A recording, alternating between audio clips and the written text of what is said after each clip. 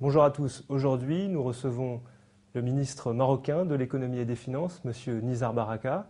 Monsieur le ministre, bonjour. Bonjour. Alors, étant donné la crise qui touche l'Europe, je le rappelle, votre premier partenaire économique, comment allez-vous faire pour respecter vos prévisions de croissance estimées à 5,5%? Alors tout d'abord, je tiens à rappeler que, comme vous l'avez très bien dit, le Maroc est particulièrement ancré en fait à l'Europe, puisque 65% de nos échanges commerciaux se font avec l'Europe. Mais il faut également rappeler que au courant des 5 dernières années, la moyenne annuelle de croissance réalisée par le Maroc, malgré la crise, qui a déjà touché de plein fouet l'Europe en 2008 et 2009, a été maintenue autour de 5%. Donc ce chiffre a été réalisé grâce à un certain nombre d'éléments. Tout d'abord, nous avons beaucoup focalisé sur la croissance endogène, c'est-à-dire le besoin de renforcer en fait les possibilités de la demande intérieure pour pouvoir tirer la croissance économique. Et justement, cette demande intérieure, vous pensez qu'elle sera soutenue, qu'elle va rester soutenue? Oui, en fait, elle a été soutenue par 3 éléments. Tout d'abord, la consommation des ménages à travers l'amélioration du pouvoir d'achat des citoyens.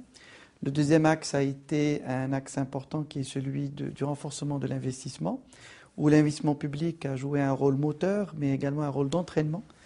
Et nous avons également joué sur la notion de solidarité, puisque nous avons élargi la protection sociale.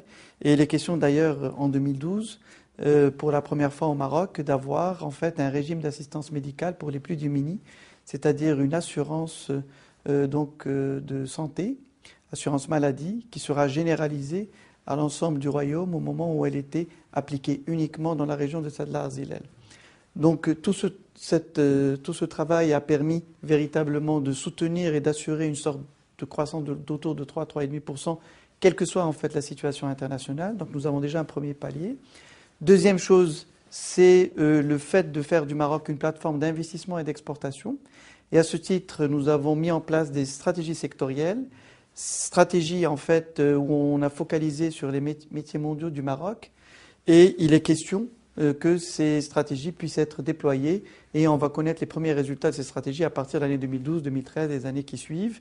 Et d'ailleurs, nous sommes très heureux de dire que dans le cadre des stratégies, nous avons retenu la stratégie du développement de l'automobile au Maroc et nous allons inaugurer, en présence bien sûr du souverain, l'usine Renault, donc à Tanger-Méditerranée. Justement, cette usine Renault, qu'est-ce que vous attendez en termes de retombées économiques et d'emploi? En fait, ce qui est important avant de parler des retombées économiques et d'emploi, ce qui est important, c'est surtout l'approche. Nous sommes passés de la logique en fait de sous-traitance et de la logique de la délocalisation pour des raisons de baisse de coût de main-d'œuvre à une logique de colocalisation.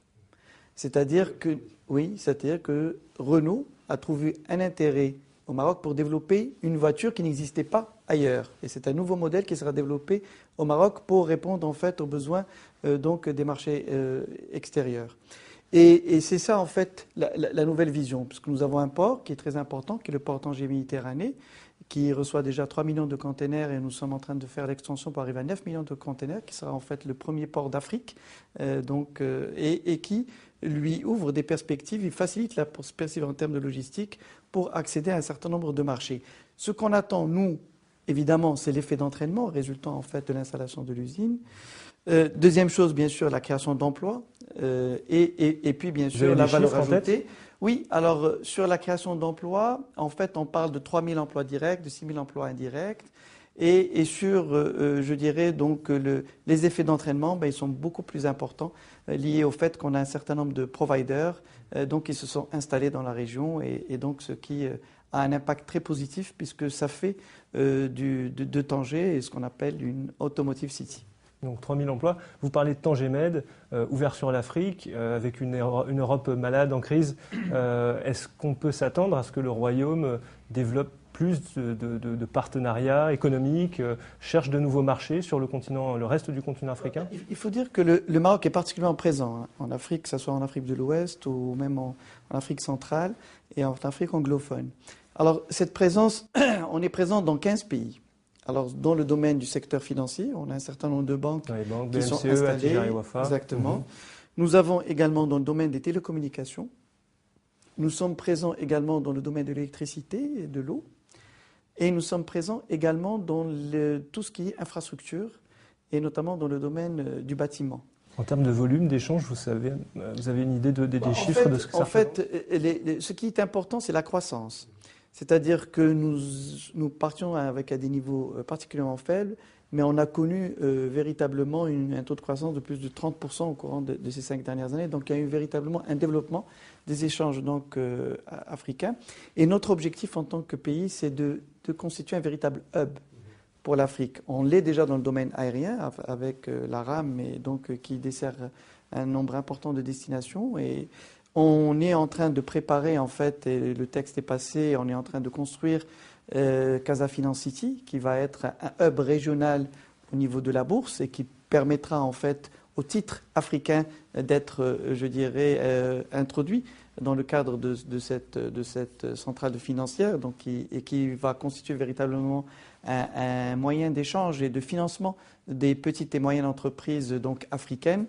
Et il y a bien sûr derrière tout ça tout le volet intégration africaine. D'ailleurs, dernièrement, il y avait le forum de Rabat, où c'était le thème principal du forum. Où on a présenté, en fait, le ministre délégué aux Affaires étrangères a présenté la vision Maroc, donc sur le Cap Afrique, sur lequel donc, nous comptons développer. Il est important de savoir que le Maroc constitue, pour les pays européens, un véritable relais de croissance. En ayant des niveaux de croissance élevés, cette intégration avec les autres pays africains va renforcer encore plus, je dirais, ce caractère et permettrait de faire réellement du Maroc une plateforme d'investissement et d'exportation. C'est une stratégie que vous allez poursuivre. Tout à fait, d'autant plus que, comme vous le savez, nous avons des accords de libre-échange avec l'Union européenne, nous avons des accords de libre-échange avec les États-Unis et nous avons un certain nombre d'accords également commerciaux avec un certain nombre de pays d'Africains, sans parler bien sûr des pays maghrébins et de l'Afrique du Nord, donc allant de l'Égypte, la Tunisie et évidemment donc on a la Jordanie et la Palestine qui ont été également intégrés au niveau des accords d'Agadir. Alors revenons un petit peu au Maroc. Mardi dernier, un jeune est mort des suites de ses blessures, s'est immolé par le feu à Rabat. Qu'est-ce que vous répondez à ces jeunes diplômés, chômeurs qui manifestent ici à Rabat depuis pas mal de temps déjà devant le Parlement ? En fait, il y a derrière en fait la problématique des diplômés chômeurs qui est une problématique générale en fait, et les taux de chômage en fait au niveau des diplômés est particulièrement élevé. Mais je dois dire qu'il y a eu déjà un effort qui a été réalisé en la matière puisqu'on avait un taux de chômage des diplômés qui était de 20% qui a été ramené à 16,9%. Ça reste élevé, mais il y a eu quand même un effort important étant donné que le taux de chômage global est de 9% au Maroc. Deuxième chose, cette problématique et cette tragédie d'ailleurs qui est intervenue donc mardi dernier était accidentelle malheureusement et on voit en fait. Enfin, c'est révélateur quand même d'un malaise oui, social. J'explique le malaise. En fait, résulte d'une situation très particulière où il y a une obsession de la part des associations de jeunes diplômés à en fait avoir pour seule issue c'est d'intégrer la fonction publique. Or, il est évident qu'en ayant 150 000 qui arrivent sur le marché de l'emploi annuellement, étant entendu que je dirais, le nombre d'emplois dans la fonction publique tourne autour de 500 000 aujourd'hui, en 3 ans, on n'aura que des salaires à verser, donc on n'aura aucune possibilité Tout le monde ne peut de pas entrer payer dans la l'investissement, fonction etc. publique. Donc c'est quelque chose qui est inacceptable et impossible. Et les diplômés, en fait, on leur a expliqué ça, il y a une compréhension. Le problème qui se pose est simple, c'est qu'on a décidé, à partir de l'année 2012, que tous les recrutements allaient se faire par concours.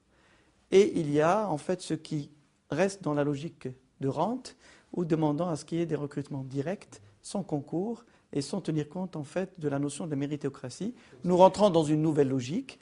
Le gouvernement compte, bien sûr, régler la problématique des diplômés chômeurs, mais dans une logique beaucoup plus, je dirais, constructive qui vise essentiellement à procurer des emplois à nos jeunes dans le secteur privé. Dans l'auto-emploi, d'ailleurs, nous avons tout un plan spécifique pour les très petites entreprises pour leur permettre en fait de créer leur propre, je dirais, activité génératrice de revenus dans le domaine des coopératives. Stimuler l'entrepreneuriat. Et avec la logique, et c'est ce que le texte sur lequel nous sommes en train de travailler, au niveau du décret sur les marchés publics, pour imposer à ce qu'un quota soit réservé en fait aux petites et moyennes entreprises pour leur permettre véritablement de trouver un emploi. Donc il y a une vision. Il y a un travail important à faire en matière d'adéquation formation-emploi pour pouvoir veiller à ce que les emplois en fait, qui sont procurés soient en phase avec les formations qui sont données. Et puis il y a un autre point qui est très important, c'est celui de la liaison entre les différentes stratégies sectorielles que nous avons mises en place et le plan de formation qui va être adapté aux métiers nouveaux qui seront demandés pour la mise en œuvre de ces stratégies. Une dernière question sur le déficit budgétaire. Comment votre gouvernement l'a annoncé hier, réduire à 3% le déficit budgétaire? Comment allez-vous faire concrètement? Ça semble compliqué. En fait, notre situation est un peu différente de celle des pays européens. Tout d'abord, nous avons un taux d'endettement qui reste assez limité, puisqu'on est à 53% du PIB d'endettement. Donc on a de la marge par rapport à ça. Et d'autre part, notre déficit est élevé, certes, mais est aussi lié à une croissance beaucoup plus élevée que dans les autres pays. Donc on a un déficit soutenable qui est plus important que les autres pays de la rive nord de la Méditerranée. Nous allons travailler sur 3 axes. Le premier axe, c'est celui relatif donc à la réduction des dépenses fiscales et à l'amélioration, élargissement de l'assiette fiscale pour améliorer le rendement de la fiscalité dans notre pays.